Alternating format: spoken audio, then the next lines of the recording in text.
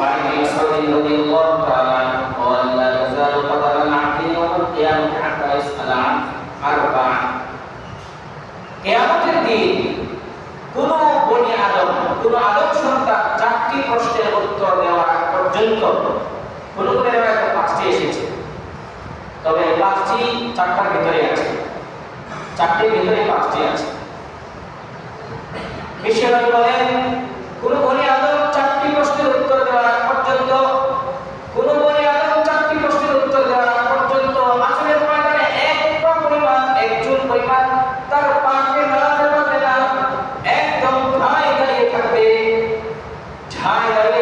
মাথার উপর সূর্য থাকবে, জমিনটা হবে তামার জমিনে, মাথার উপর সূর্য, এত গরম হবে বলার মতো না, বলে শেষ করা যাবে না, এত গরম হবে।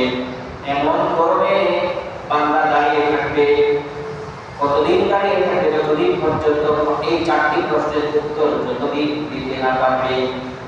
কোন ব্যক্তি তার নিজের ঘামে, গরম হওয়ার কারণে নিজের ঘামে হাঁটু পরিমাণ পানি হয়ে যাবে, কোন ব্যক্তির ঘামের কারণে বুক পরিমাণ পানি হয়ে যাবে, কোন ব্যক্তি এই চারটি প্রশ্নের উত্তর দিতে না পারার কারণে গরমে ঘামে, তার ঘামের ভিতরে সে সাঁতরাতে থাকবে, অসহায় হয়ে যাবে, অনেক জোরে জোরে চিৎকার করতে থাকবে, আল্লাহ রাব্বুল আলামিনের দরবারে বিচার শুরু হয়ে যাওয়ার, কিংবা তার এই চারটি প্রশ্নের উত্তর দিয়ে কিভাবে সে বিচার দিয়ে আল্লাহর দরবার থেকে এই বিচার থেকে সে মুক্তি পাবে, এই কামনা করতে থাকবে।